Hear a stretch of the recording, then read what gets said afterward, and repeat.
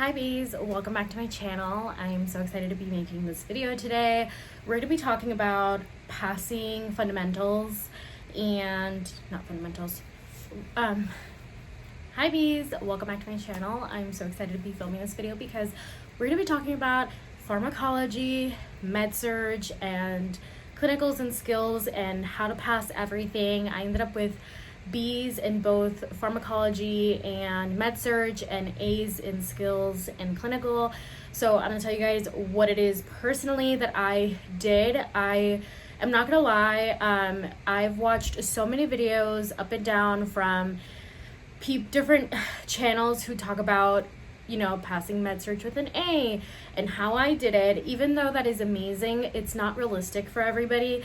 For example, it was just not a realistic thing for myself. I struggled a lot in med-surg, and at one point I wasn't even passing the class. So from going from a 75 to a B is amazing, and I'm going to share with you guys my tips and tricks on what I personally did to, you know, kind of come back from not passing med-surg and then passing at the very end.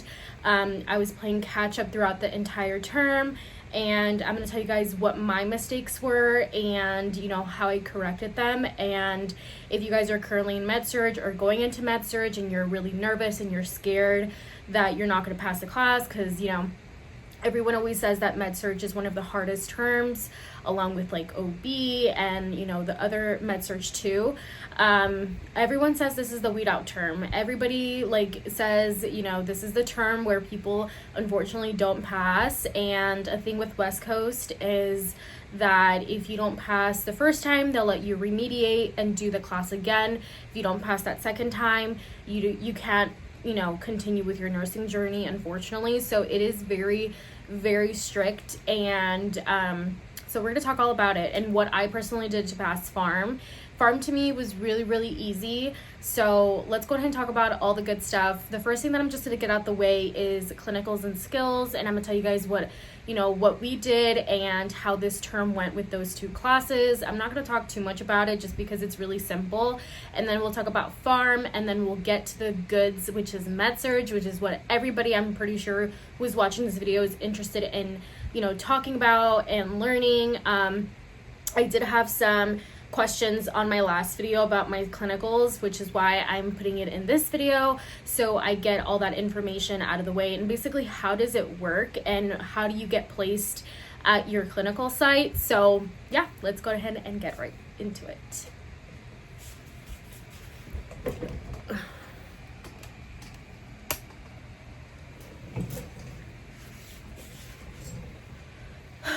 Okay, so I have my fan on. I'm hoping that you guys cannot hear it.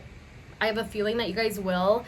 So if you guys do hear it, I'm so sorry. It is what it is. I can't do nothing about it because it is hot and I do not want my makeup to be melting in this video. So I'm going to keep it on. But anyways, back into it. So first things first is my skills class. Skills was really easy. Now, if you guys don't know what skills, it's basically where you are getting validated for a new skill that you're going to be learning. For example, this term I learned blood administration. I think I had to do head to toe again, but I think that was more of like last term. I did trach cleaning. I did, you know, IV insertion.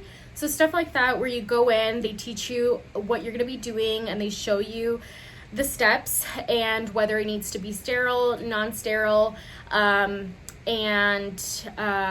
when to be sterile and when to not be sterile. So just depending on what validation you're going to go into, it's basically you're going to do it yourself after you get taught to do it, and then you're going to get like maybe a 30, 40, 50, depending on how long your skills class is. I know for us, our first term, our skills class was, I think, like 12 hours or 10 hours. I can't even remember how long it was, but it was really, really long. And basically, we would have like a huge chunk of time where we were able to practice. Whereas this term, skills was a lot shorter. I think it was like 5 hours long. And we only got about maybe 40 minutes to practice the validation or practice the skill. And then we would go ahead and and then we would go ahead and do it in front of the professor, and the professor would grade us.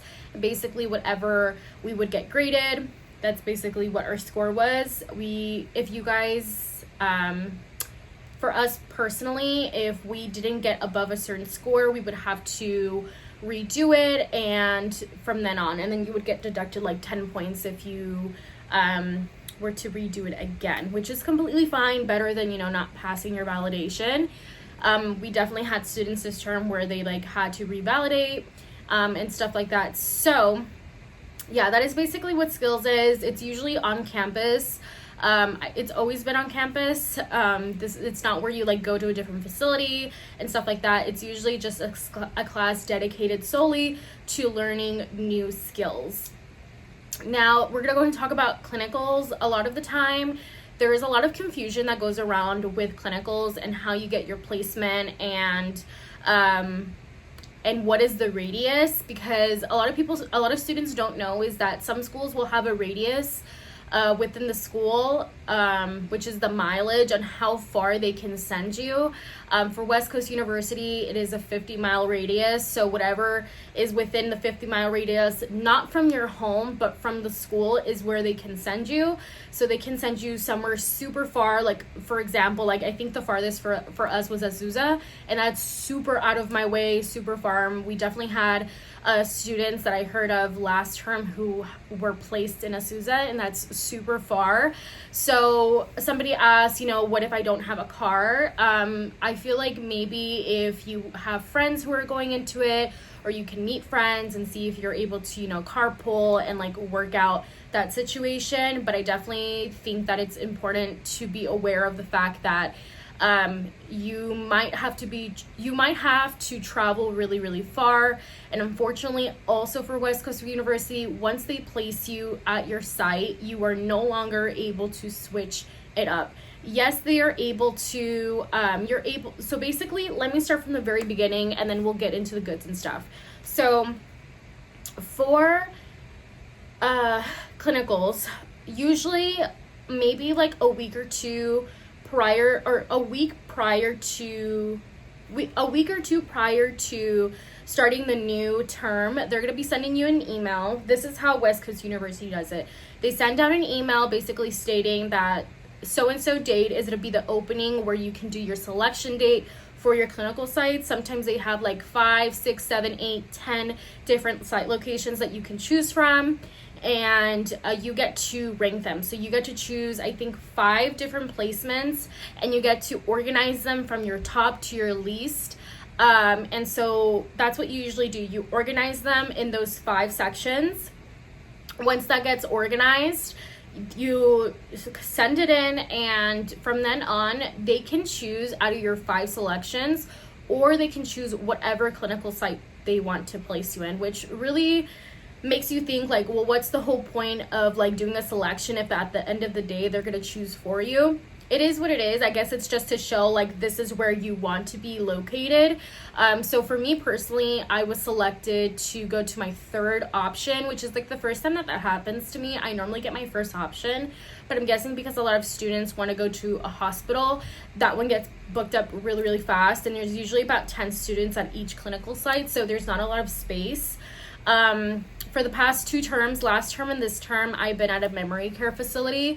And so there's not really a lot of stuff that you can learn just because it is a memory care facility. It's not a hospital. And there's a lot of limited things that we are able to do.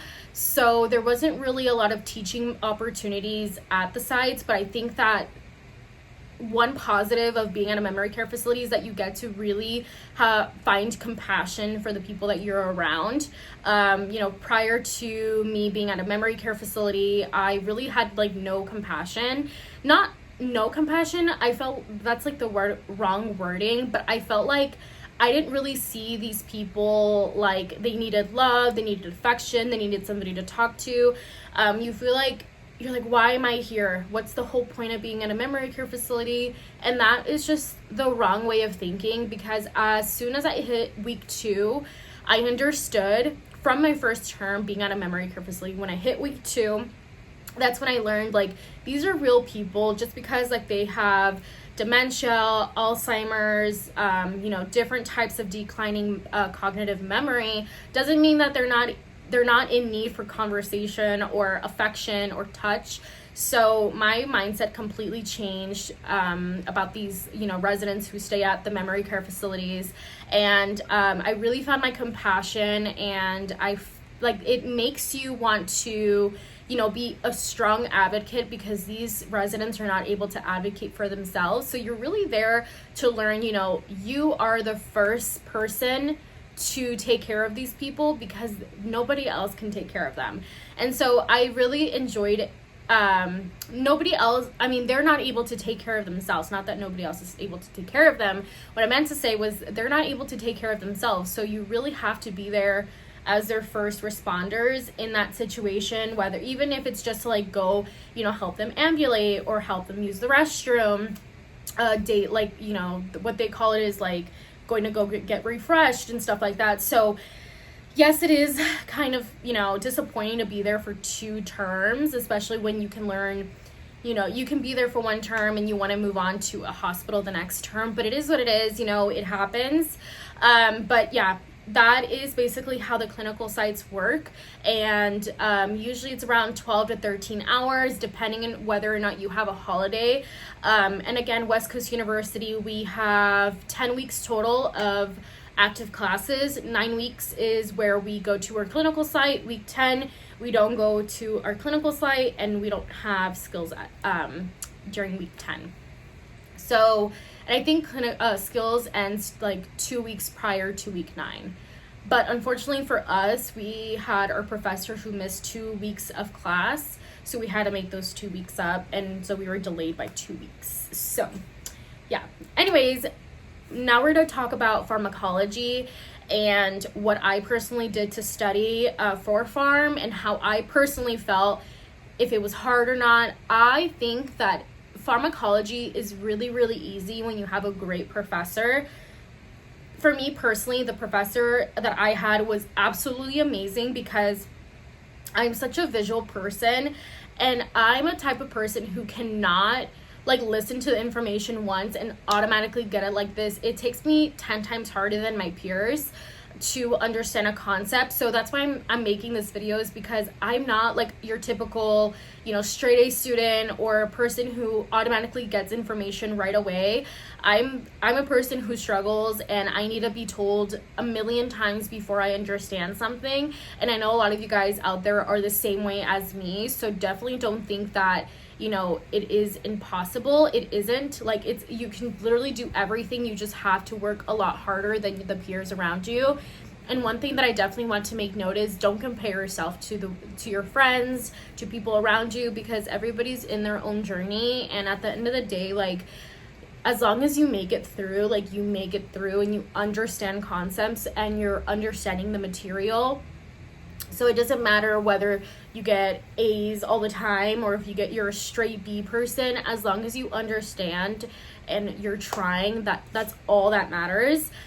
So for pharmacology, I thought it was super easy. I realistically could have gotten an A, but because I was struggling a lot in med-surg, that's where my priority was going towards, was med-surg. It was not pharmacology. So I did end up getting a B in the class, which is, I think, perfectly fine for me. So one thing that really helped me was that the professor would have videos that he would send out on a weekly basis, and he would basically, do lecture video form. And so I would watch those videos. If he would send them out prior to the day of lecture, I would watch the videos and I would take notes. And then and then I would finish. And so when I would go into class, I would already have an idea of what is happening and what is going on. So I kind of use that as a refresher and a reminder of, all the information that I learned prior. And then I'm not gonna lie, I would only study a day before my pharmacology class. I think that I don't know why it just clicked so easy for me in that class, where I literally only had to study the day before. Yes, I didn't get the grades that I wanted. I think I got 2 A's and the rest were B's, and I think I got 1 or 2 C's on the test, on the exams. to me that was completely fine, because I'm like, my priority was med surg, and there is going to be situations like that where you're going to be lacking in one class but doing great in another. And if you feel that way, and if you feel like you're able to kind of, you know, not really pay attention all that much to one class to focus on another, that is completely okay. You have to do what you have to do. At the end of the day, like, I still passed. So the way that I studied, like I said, was watching the videos and reading lecture. You know, that, I think that is one important thing that you should take away from this video, is if you can, study prior to going to class. I think that will set you up for success, because you are able to already go in that class with some knowledge of whatever the professor is going to teach you that day, and whatever extra they tell you that is extra information that you want to add to your notes, that you want to go ahead and start registering into your brain. And so you're able to not just like be typing throughout the entire class. That's one thing that I really hated, was that in class, like, it's 5 hours of lecture. So imagine like a professor talking for 5 hours, and they're going through material super quickly. So it's really hard to like get down all the information that you need to, in order to like you're gonna be typing so freaking fast, but you're not gonna be able to listen actively, because you're gonna be so focused on like trying to like get all the information. And that's something about me that I did a lot. As in class, I would zone out a lot whenever, let's say, like, he didn't send out the videos prior to class. So if it's my first time learning this information, I wouldn't be actively engaging in the conversation and whatever he was teaching us, because my mind was so focused on just getting down all the information into my computer. I'm not gonna lie, West Coast University, once you get into your core, a lot of professors don't want you to use your computer to take notes. They want you to handwrite everything, which I personally think is a stupid rule, because your handwriting cannot keep up with the information that the professors are trying to tell you. So thankfully, I didn't have strict professors where they told us not to use the computer. We were definitely allowed to during these 2 classes, which I am really appreciative of, because I cannot imagine like writing everything down for 5 hours straight. That is just like absolutely crazy. So basically I did that. I also ordered pharmacology cards, but for me personally, I never use them. I literally spent like $60 something for something that I didn't even use. And so right now, like, I'm reselling them, and I'm trying to give it to somebody who actually uses flashcards. But me personally, I never use them. And they were really helpful. Like, the flashcards that I had pictures, it had like mnemonics, and so I felt like it could be really helpful for somebody who needs the flashcards. But me personally, like, I've never used flashcards, so I didn't know why I bought them. But I think it's because everybody was like buying the flashcards, and I was like, let me buy them for me. And I just like I never used it. So there is that for pharmacology. And I would literally only study the night before, and that was that. Like, I didn't really study for like 2 to 3 days, whereas med surg, I think I would study for 4 days prior to the like exam.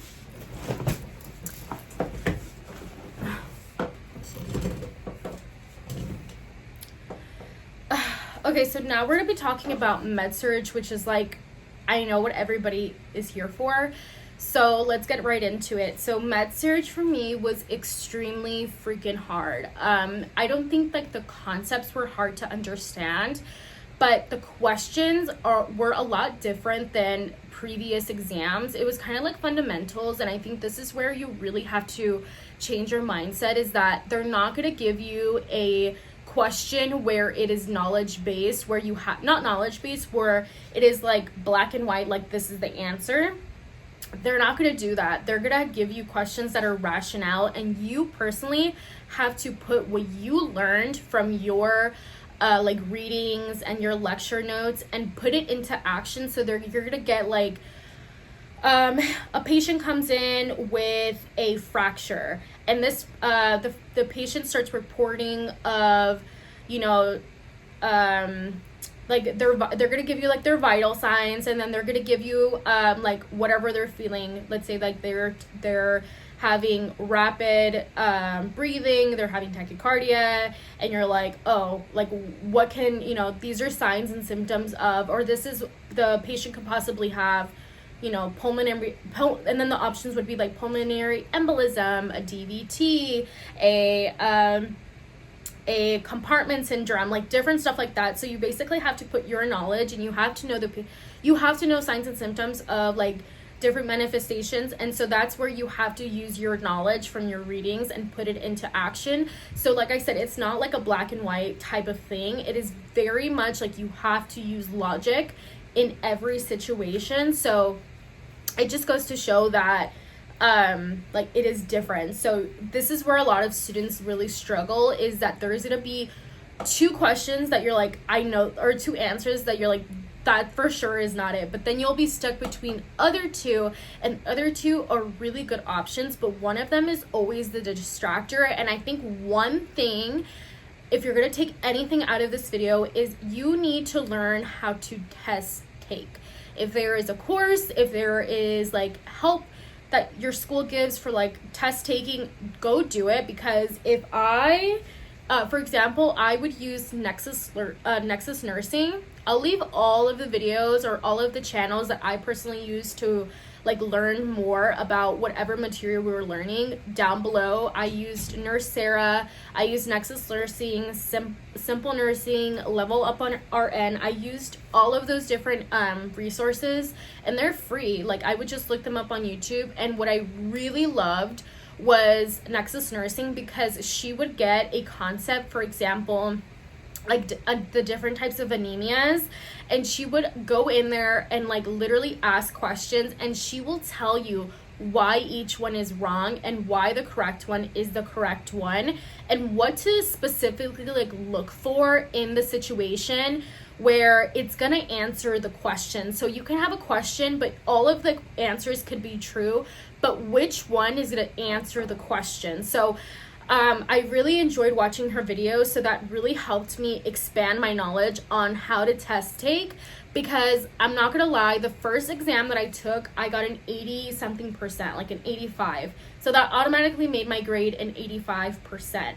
The second test that I took was not that good. I literally got the worst test score that I've gotten in nursing school, and it was a 62%. So that dropped my grade from an 85 to a 75. It dropped me down 10%, and I was panicking. So that's when I started failing the class, was once I took that second exam. And to bring your grade up, it is super freaking hard, but to bring your grade down is extremely easy. So what I started doing when I started not passing, or when I wasn't passing the class, I actually started meeting with the professor on a weekly basis.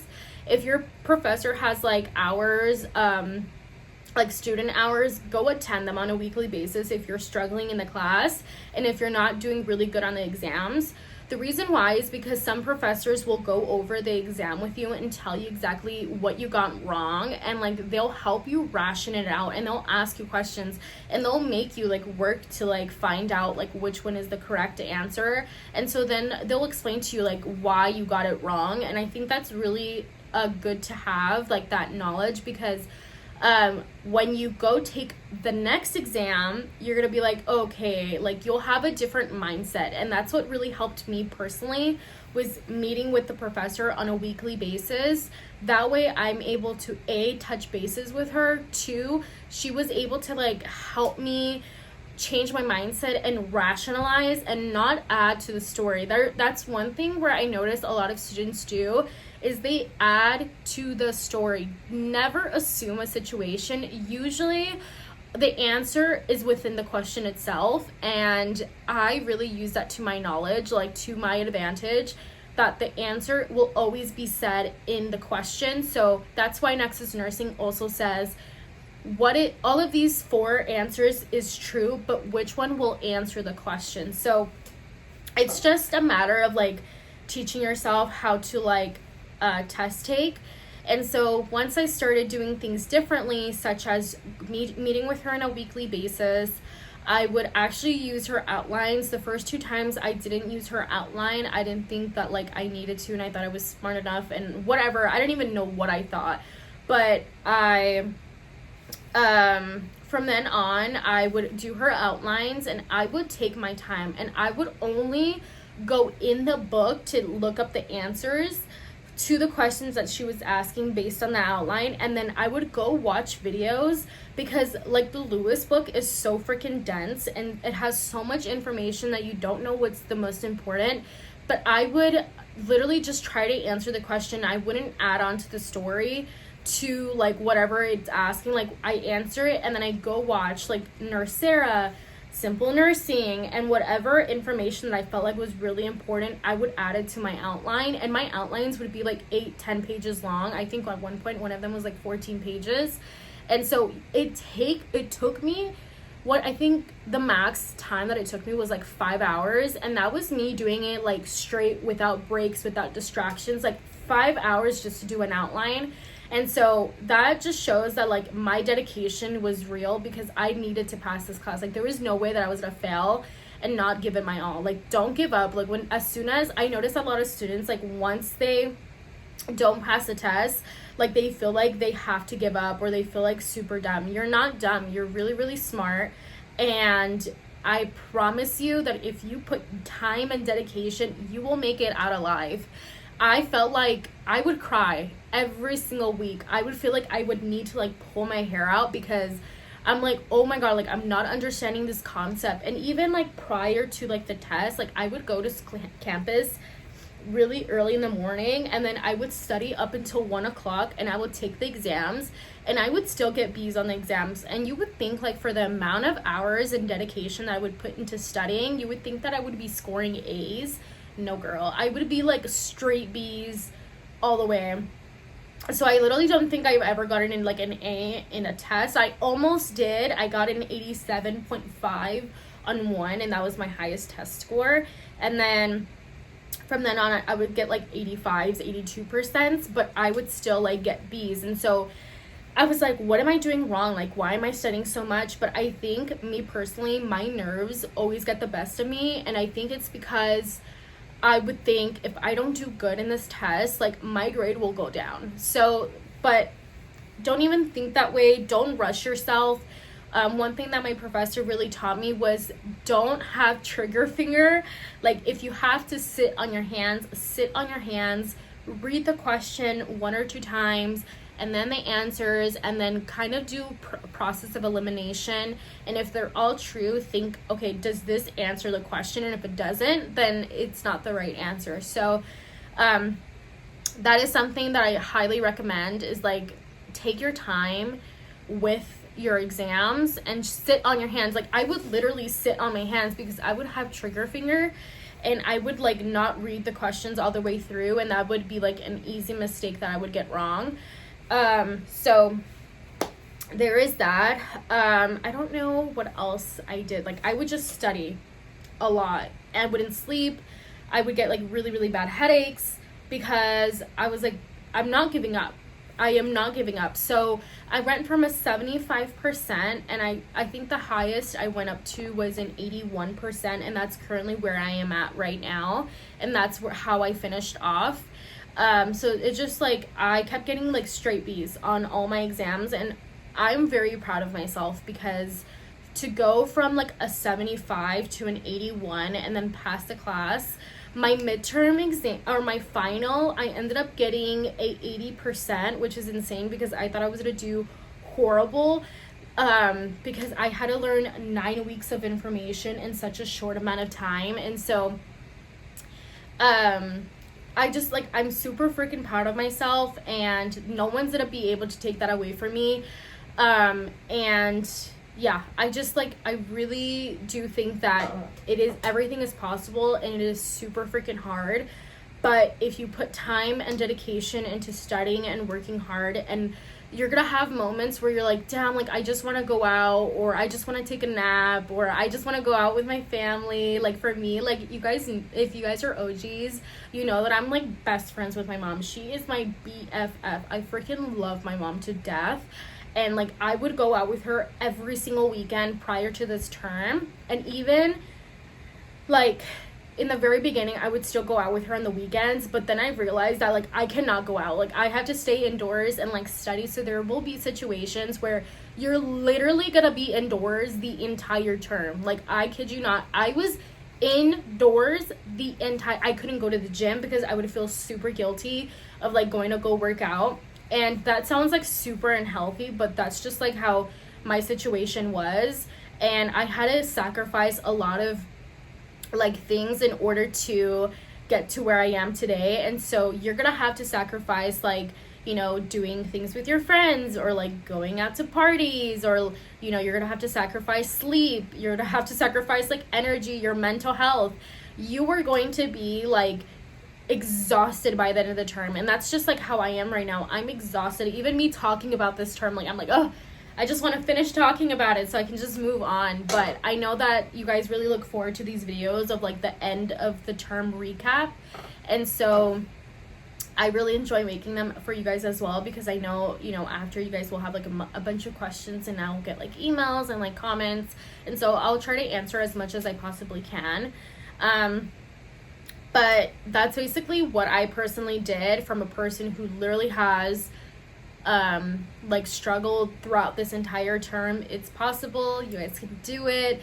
But yeah, that is basically what I wanted to talk to you guys about. Let me know down below if you guys have any questions, and I'll leave all the links down below to all of the videos that I watched on like learning about med-surg and stuff like that. So I really enjoyed them, and I really hope you guys do good on your term, and let me know down below how you guys did, or what you guys did to pass med-surg, or what you guys are struggling with. Maybe I can help. But I wish you guys the best of luck, and don't ever give up. You're gonna do great. It's okay. Like your mental health is gonna plummet, and you're gonna feel like on high alert all the time, because I was. But you'll make it out, just like I did. So work hard now, rest later. So yeah, I'll see you guys later. I hope you guys enjoyed this video, and yeah, bye, peace.